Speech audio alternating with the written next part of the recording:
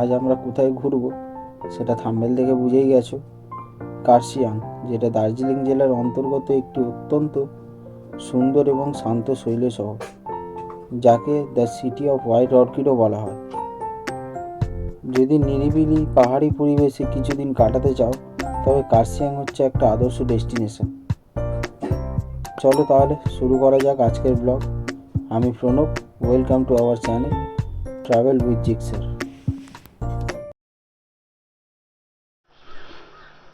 Good morning বন্ধুরা, good morning from Kurseong.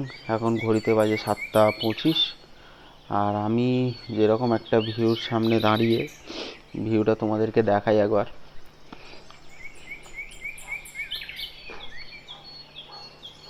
হয়তো দেখতে পাচ্ছ কি না বুঝতে পারছি না।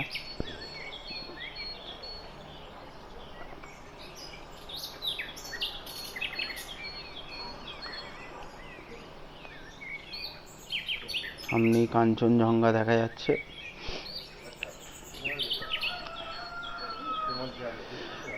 তো কালকের অনেক রাতে আমরা হোটেলে এসেছি, মানে হোমস্টেতে এসেছি, আর এতটাই দেরি হয়ে গেছিলো আর কারোর ফোনে চার্জও ছিল না, যার জন্য ভিডিও করা হয়নি। তো ভাবলাম একবারে সকালে উঠে ফ্রেশ হয়ে পাহাড়ের ভিউ দেখতে দেখতে এই ভিডিওটা করব।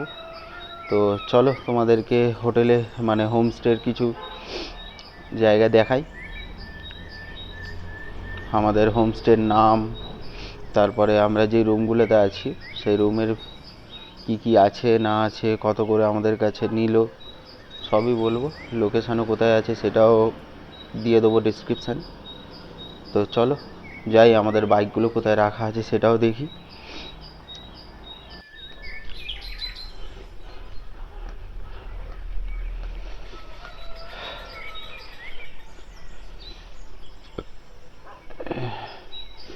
এটা হচ্ছে আমাদের হোমস্টের ভিউ।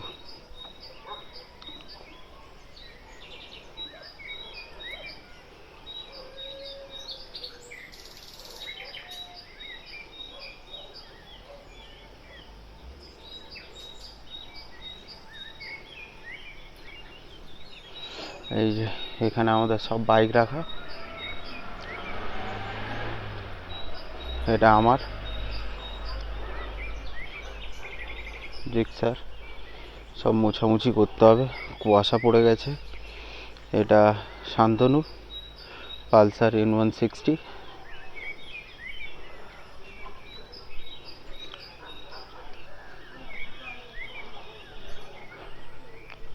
আর এদিকে দুজনের আছে, এদিকে আমাদের সুরর আছে। এটা হচ্ছে আমাদের হোমস্টের নাম। চলো এবার দেখাই যে আমাদের রুমগুলো কোথায়। চলো তাহলে এবার তোমাদের রুমের ট্যুরটা দিয়ে দিই।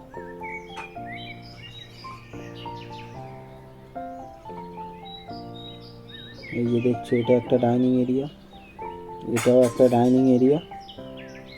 এবার যেতে হবে আমাদেরকে আর একটা ফ্লোর নিচে।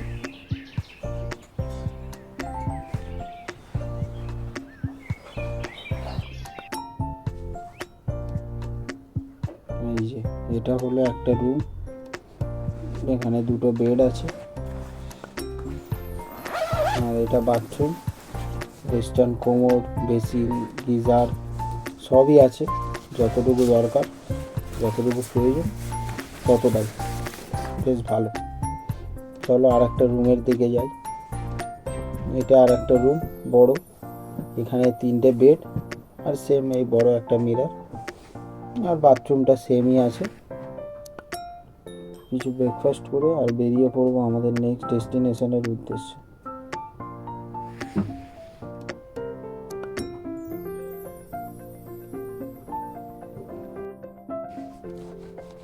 এখন ঘড়ির কাঁটা বলছে 12:25।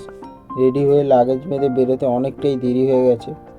বেরিয়ে পড়লাম আজকের ডেস্টিনেশনের উদ্দেশ্যে, আর আজকের ডেস্টিনেশন শিটং।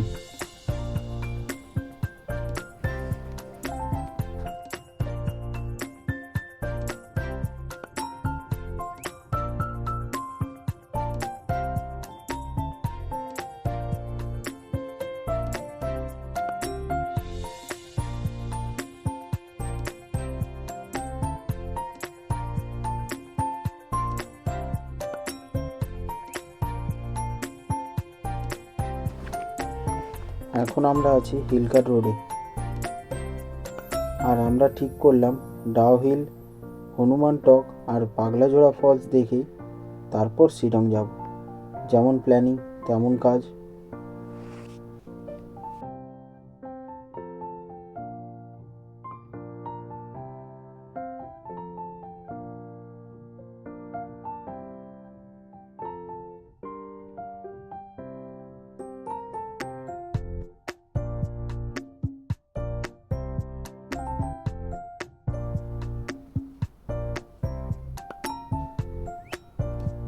এই যে সামনে যে বাঁদিকে রাস্তাটা দেখছো, এটাই হচ্ছে ডাউ হিল যাওয়ার রাস্তা।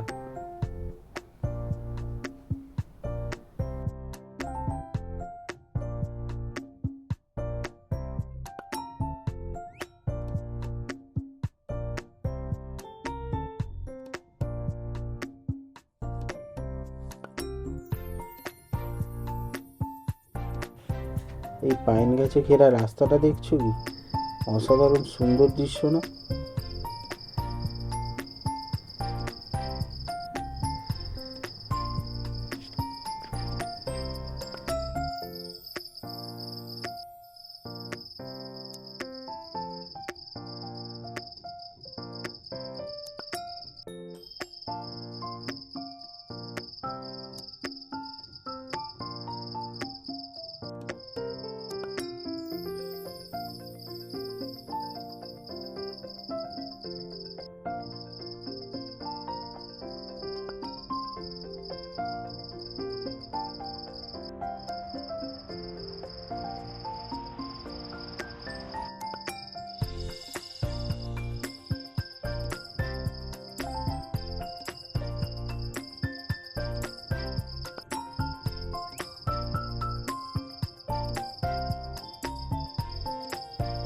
ডাউ হিলের এই সৌন্দর্য সত্যি অসাধারণ।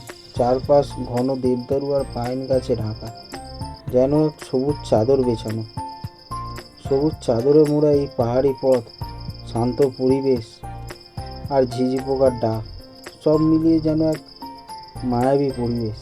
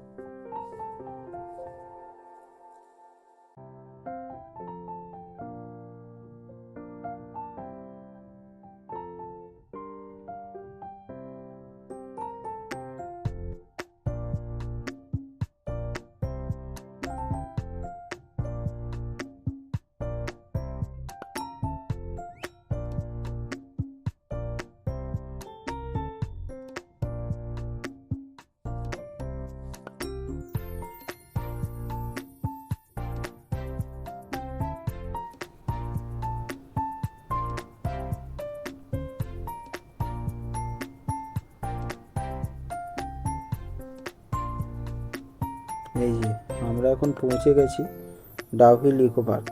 আর কেউ যদি ভিক্টোরিয়া বয়েজ স্কুল বা ডেথ রোডের দিকে যেতে চাও, এই রাস্তা ধরে আর একটু যেতে হবে সামনের দিকে।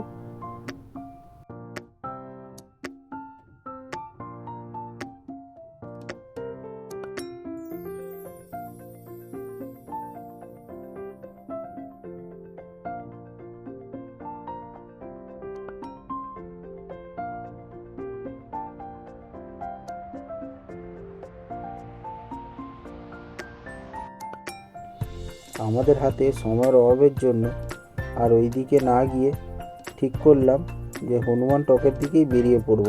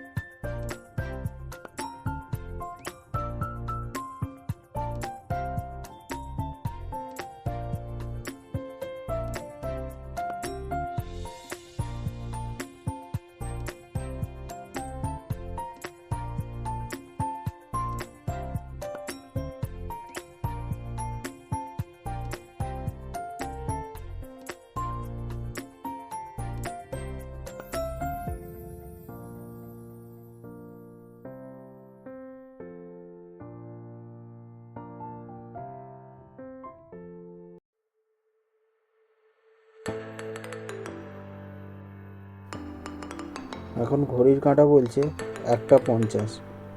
আর এই দেখো আমরা পৌঁছে গেছি হনুমান টকে।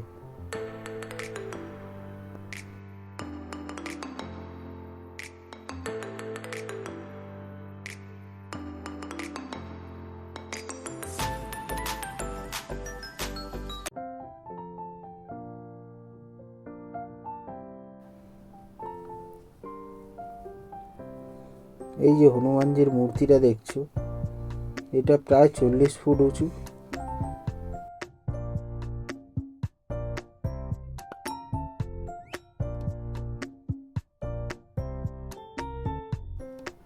আর এই হনুমানজির মূর্তির সাথে এই যে নিচে দেখছো এই চা বাগান আর সামনের এই ভিউ, সব মিলে কি অসাধারণই লাগছে না?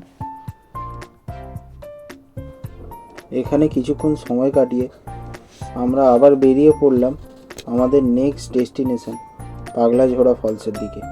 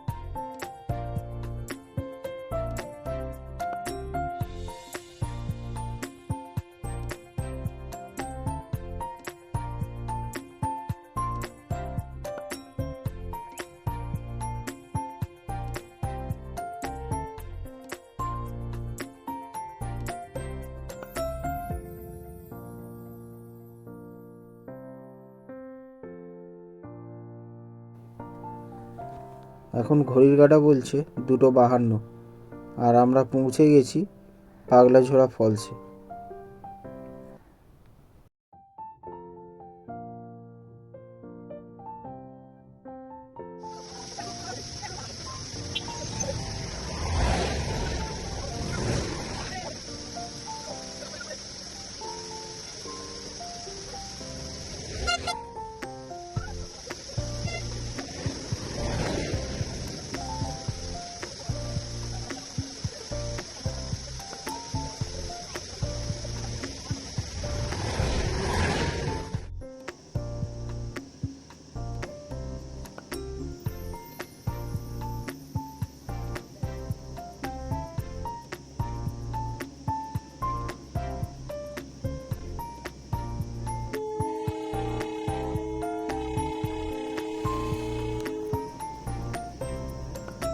ওই যে কিছু শুনতে পেলে?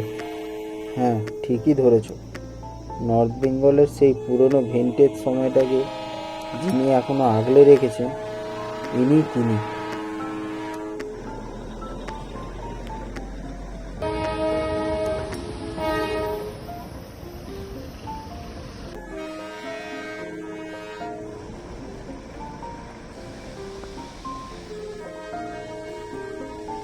এখন ঘড়ির কাঁটা বলছে 3:45।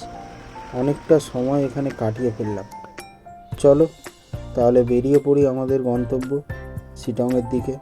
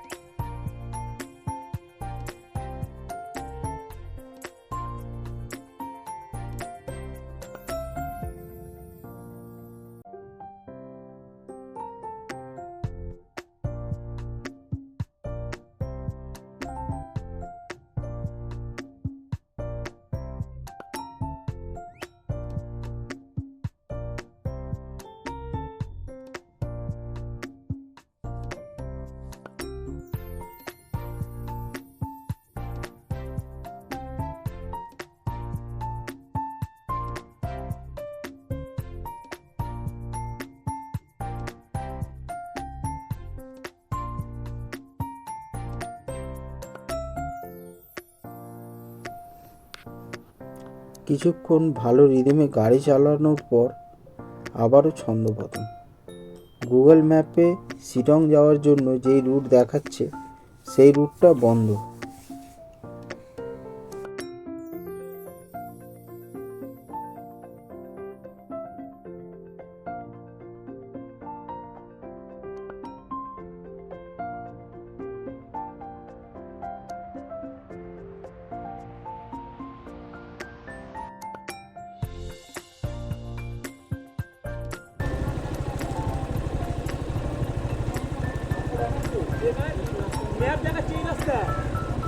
রাস্তা নেই বলছে, দাঁড়া, রাস্তা নেই।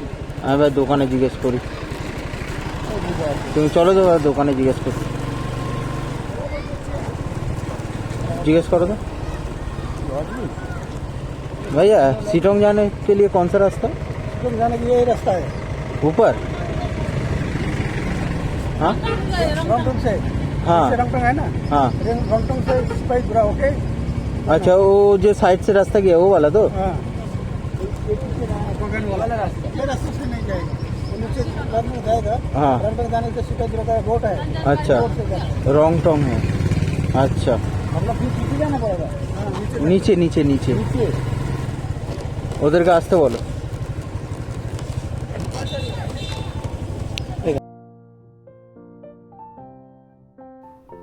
এখন আর কিছু করার নেই, এই রাস্তা ছেড়ে এখন আমাদের রংটং হয়ে যেতে হবে শিলং।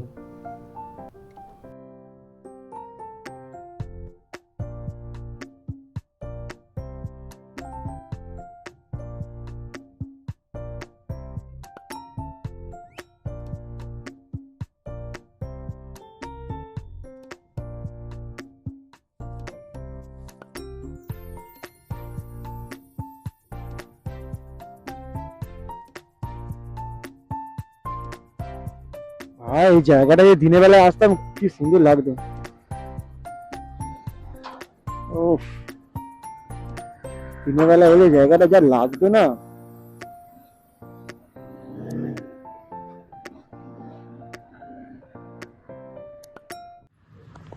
এই আমরা সবে রুমে পৌঁছালাম, মহলদিরাম টি গার্ডেনের এখানটায়, বিকাশ কটেজ। মলদিরাম টি গার্ডেন থেকে আরও আসতে হয় মোটামুটি আরও 5-7 কিলোমিটারের বেশি। তো আপনাদেরকে এটা বলার কারণ আছে, বিকাশ হোমস্টে বলে কোনো দিন যদি আপনারা শিলংয়ে রুম বুক করেন বা কিছু করেন, ফার্স্ট লোকেশান থেকে যাবেন না। আমরা 19 কিলোমিটার আমাদের এক্সট্রা ট্রাভেল করতে হয়েছে, লোকেশান ভুল লোকেশান গেছি। আর যদি বুক করেও থাকেন ওনাদেরকে বলবেন লাইভ লোকেশান পাঠাতে। আমাদের প্রচুর সমস্যা হয়েছে, আমাদের যেখানে আমরা 2টো না 3টের মধ্যে ঢুকে যাচ্ছিলাম, তো আমরা আমাদের বিকেল 4টের মধ্যে ঢুকে যাওয়ার কথা, সেখানে আমরা পৌঁছেছি এখন 7টা বাজে। আর রাস্তা প্রচুর খারাপ, বাইকে যদি আসেন তো সাবধানে আসবেন, বা যেও রাস্তা প্রচুর খারাপ, একদম খারাপ। মানে আমরা প্রচুর কষ্ট হয়েছে, প্রচুর মানে অ্যাডভেঞ্চার তো আমাদের প্রচুর হয়েছে যেটা আমরা চেয়েছিলাম, কিন্তু কষ্ট বি হয়েছে, প্রচুর কষ্ট হয়েছে। মানে এতটা যে ধারণার বাইরে, এত বেশি কষ্ট আমরা এখনো অবধি পাইনি। ভিডিওটা বড় হওয়ার জন্য এখানেই শেষ করলাম। পরবর্তী ভিডিওতে বলবো এই হোমস্টের অ্যামিনিটিস কী কী আছে, আর সাথে থাকবে বাইকে করে শিলং এক্সপ্লোর করার কিছু অভিজ্ঞতা।